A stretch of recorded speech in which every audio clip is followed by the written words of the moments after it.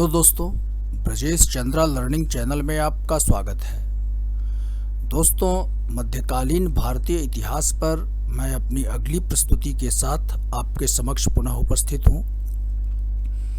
प्रस्तुत वीडियो में मैं मोहम्मद बिन तुगलक का एक समग्र मूल्यांकन प्रस्तुत करने जा रहा हूँ। मोहम्मद बिन तुगलक से संबंधित अपने पहले वीडियो में मैंने मोहम्मद बिन तुगलक की योजनाओं, उनकी प्रासंगिकता और उनकी असफलता के कारणों पर चर्चा की थी। सिविल सर्विसेज परीक्षाओं के साथ साथ विश्वविद्यालयों द्वारा आयोजित परीक्षाओं के दृष्टिकोण से भी यह टॉपिक महत्वपूर्ण है, जिसमें मोहम्मद बिन तुगलक के मूल्यांकन से संबंधित प्रश्न पूछे जाते हैं। तो आइए इसे देखते हैं। दोस्तों, मोहम्मद बिन तुगलक मध्यकाल का एक विवादास्पद शासक है। प्रत्येक दृष्टिकोण से यह एक असफल शासक सिद्ध हुआ, क्योंकि यह न तो जनता की सहानुभूति प्राप्त कर सका और न ही अमीर एवं उलेमा वर्ग का इसे समर्थन ही मिला। इसकी योजनाओं की विफलता से धन का भारी अपव्यय हुआ, जिससे राजकीय कोष प्रतिकूलता से प्रभावित हुआ। इसकी नीतियों से संगठित विद्रोह होने लगे, जिससे राजनीतिक अस्थिरता उत्पन्न हो गई। समकालीन इतिहासकारों को आधार मानकर कुछ विद्वान इसे पागल भी बताते हैं, परंतु सुल्तान की नीतियों के वस्तुपरक मूल्यांकन से यह स्पष्ट होता है कि एक शासक के रूप में वह असफल अवश्य रहा, परंतु अपनी नीतियों की प्रगतिशीलता और मौलिकता के दृष्टिकोण से वह मध्यकाल का एक महान शासक था। तो प्रस्तुत वीडियो में हम लोग इसी तथ्य की समीक्षा करेंगे। तो दोस्तों, मोहम्मद बिन तुगलक की नीतियों को हम दो भागों में बांट करके देख सकते हैं। पहला, आंतरिक नीतियां।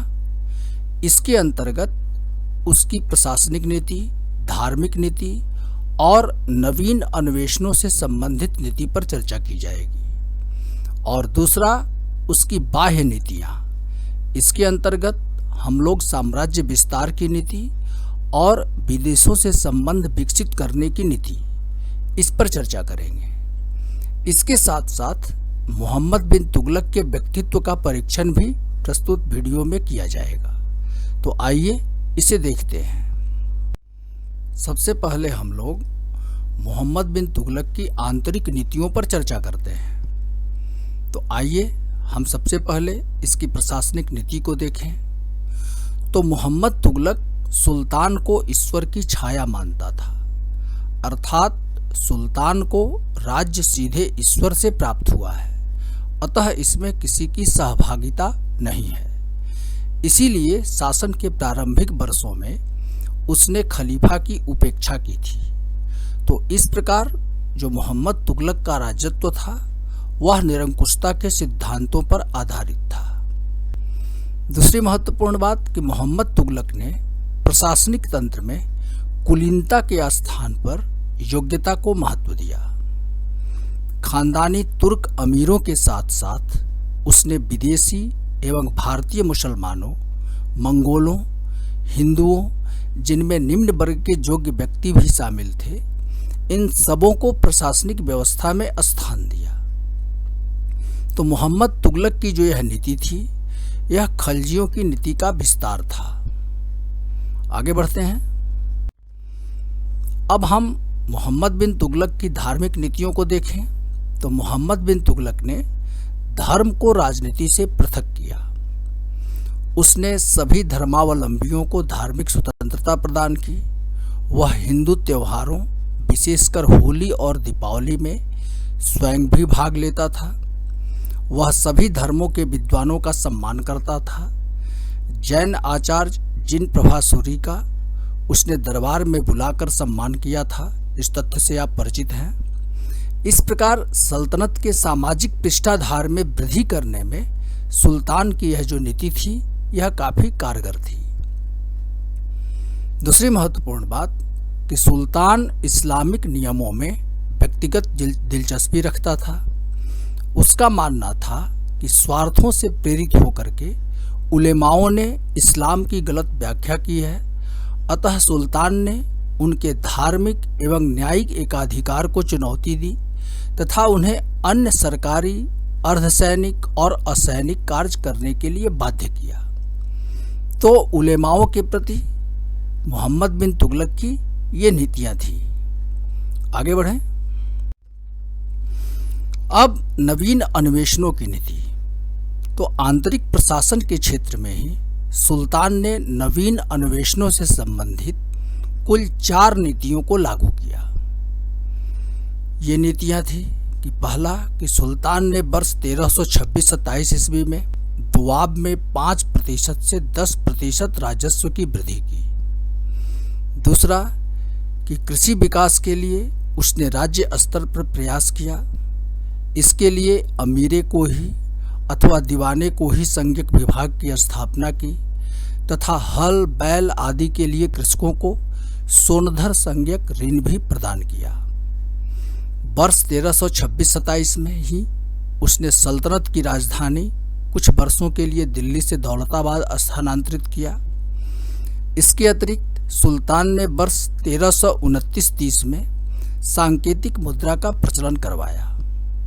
इन नीतियों की विस्तृत विवेचना मैंने मोहम्मद बिन तुगलक से संबंधित अपने पहले वीडियो में किया है। आगे बढ़ते हैं। तो आंतरिक प्रशासन के क्षेत्र में नवीन अन्वेषणों वाली ये 4 प्रमुख नीतियां हैं। अब आंतरिक प्रशासनिक नीतियों का प्रभाव या परिणाम क्या हुआ, इस पर हम एक नज़र डालते हैं। तो प्रशासनिक व्यवस्था में मोहम्मद तुगलक की जो कुलीनता निरपेक्ष नीति थी, इसके कारण खानदानी तुर्क अमीरों और नवीन अमीर वर्ग, इन दोनों के बीच आपस में परस्पर सहयोग की जगह वैमनस्य पनप गया। सर्वोच्चता की महत्वाकांक्षा के साथ इन अमीर वर्गों के बीच संघर्ष शुरू हो गए।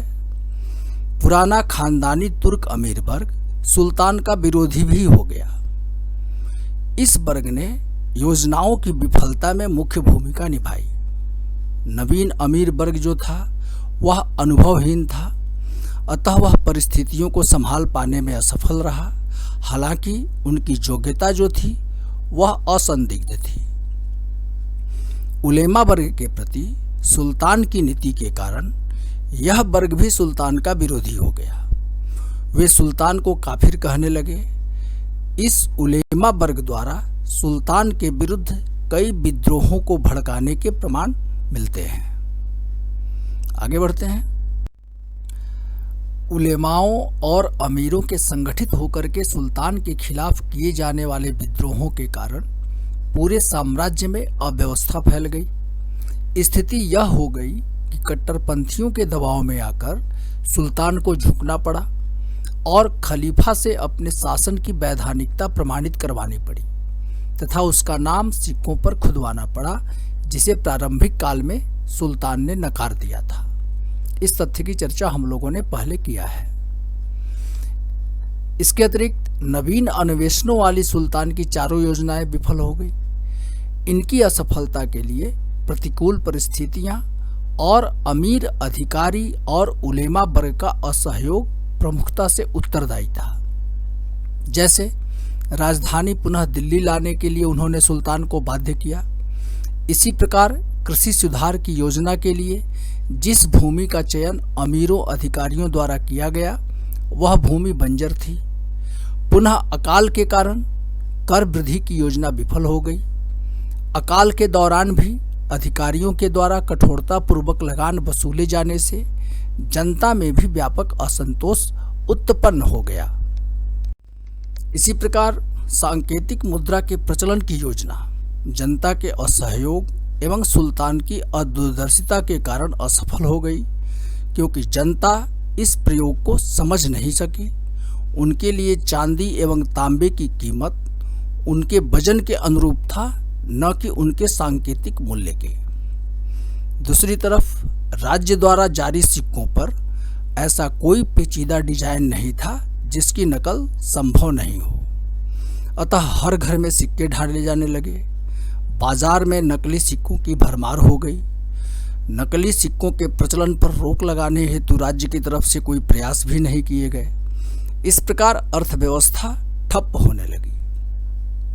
अंततः सुल्तान ने इस योजना को त्याग दिया और तांबे के सिक्कों को चांदी के भंडार से बदल दिया।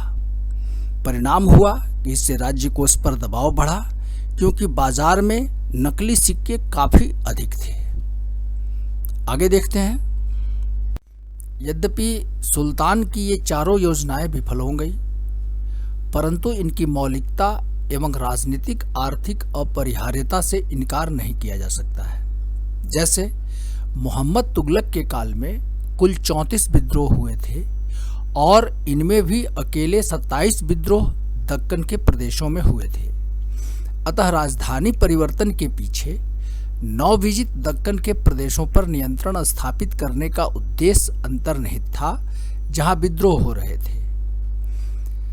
दूसरी महत्वपूर्ण बात कि देवगिरी को राजधानी बनाने का एक अन्य उद्देश्य दक्षिण भारत का इस्लामीकरण कर विद्रोहों पर नियंत्रण करना भी प्रतीत होता है, क्योंकि सुल्तान ने अमीरों, शेखों, उलेमाओं और अन्य धार्मिक व्यक्तियों को भी देवगिरी जाकर के बसने का निर्देश दिया था। इसका प्रभाव कालांतर में दक्कन में बहमनी साम्राज्य का उदय एवं विकास के रूप में सामने आया।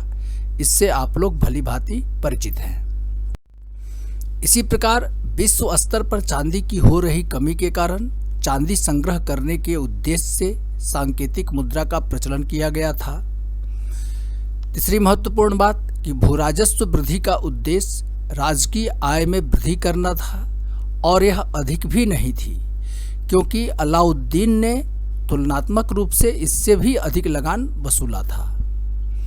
इसी प्रकार कृषि सुधार के संदर्भ में यह भारतीय इतिहास की पहली योजना थी, जिसमें राज्य ने न केवल सही कृषि सुधार पर बल दिया, बल्कि इसके लिए एक बड़ी राशि कृषकों को हल, बैल, बीज आदि के ऋण के रूप में प्रदान किए थे। तो इस प्रकार मोहम्मद तुगलक की जो योजनाएं थी पूर्णतः प्रासंगिक थी और यह व्यवहारिक थी।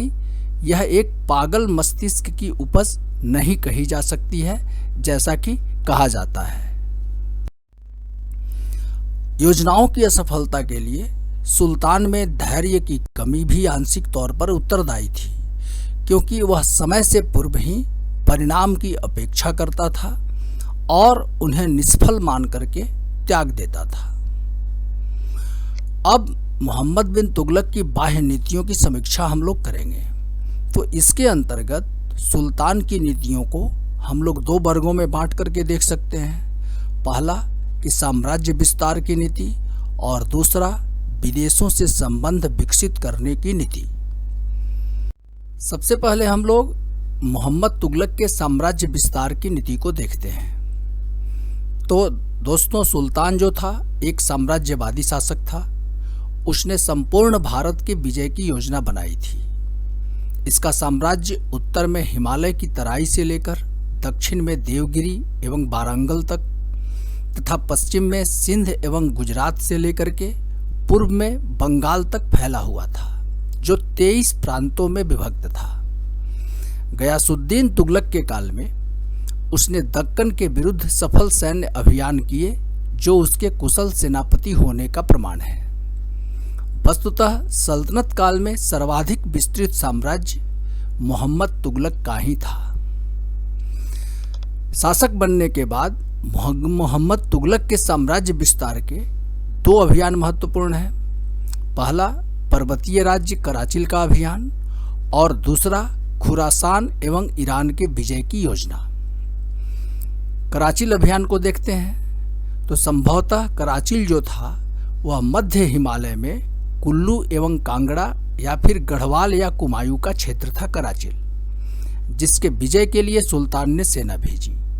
लेकिन यह अभियान जो था वह असफल हो गया। कराचिल अभियान की असफलता का कारण यह था कि यह पर्वतीय क्षेत्र था, मार्ग में कठिनाइयां थी। इसके अतिरिक्त वर्षा, बीमारियों तथा शत्रुओं द्वारा पर्वतों से फेंके जाने वाले पत्थरों के कारण सेना का मनोबल टूट गया और सेना वापस लौट आई। इसमें धन जन की काफी हानि हुई। जो दूसरी प्रमुख योजना थी मोहम्मद बिन तुगलक की, वह थी खुरासान विजय की योजना। तो खुरासान विजय के लिए एक त्रिदलीय मैत्री संगठन स्थापित किया गया था, जिसमें ट्रांस ऑक्सेनिया का शासक तरमासरीन जो मंगोल था, मिस्र का शासक और सुल्तान, ये तीनों शामिल थे। इस अभियान के लिए सुल्तान ने अग्रिम वेतन पर एक बड़ी सेना का गठन भी किया था, परंतु समय पूर्व इस योजना को त्यागना पड़ा, क्योंकि मध्य एशिया में राजनीतिक हलचल हो गई और तरमासरीन जो था वह पदच्युत हो गया, अर्थात सत्ता से हट गया।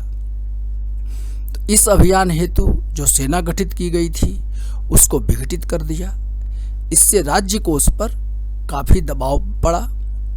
बाद के वर्षों में होने वाले विद्रोहों में इस विघटित सैनिकों ने महत्वपूर्ण भूमिका निभाई थी।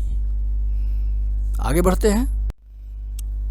अब साम्राज्य विस्तार की नीतियों का मूल्यांकन करने से स्पष्ट होता है कि कराचिल अभियान एवं राजस्थान अभियान जो विफल हो गए थे, उनको छोड़ करके उसके सभी अभियान सफल हुए थे। कराचिल अभियान को अव्यावहारिक बताया जाता है इतिहासकारों के द्वारा, लेकिन पर्वतीय क्षेत्र की सीमाओं की सुरक्षा के लिए सुल्तान ने कराचिल अभियान किया था, क्योंकि विवरणों से पता चलता है कि चीनियों ने इस क्षेत्र के राजपूत शासकों को परेशान किया था।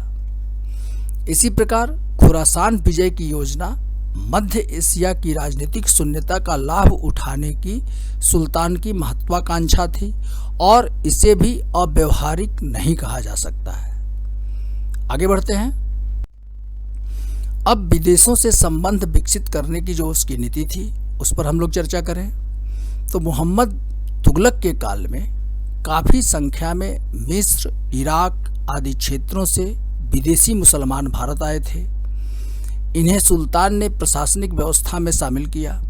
इस बात की चर्चा हम लोगों ने पहले किया है। इसने मिस्र, इराक, ख्वारिज्म, चीन आदि से नियमित रूप से दूतों का आदान प्रदान किया था। अफ्रीकी देश मोरक्को का यात्री था इब्न बतूता। इसी के काल में 1333 ईस्वी में भारत आया, जिसे सुल्तान ने अपना दूत बना करके चीन भेजा था। इस तथ्य से आप लोग परिचित होंगे। तो इन संबंधों से सुल्तान को चाहे बहुत अधिक लाभ नहीं भी हुआ हो, परंतु यह उसके विस्तृत दृष्टिकोण का परिचायक है।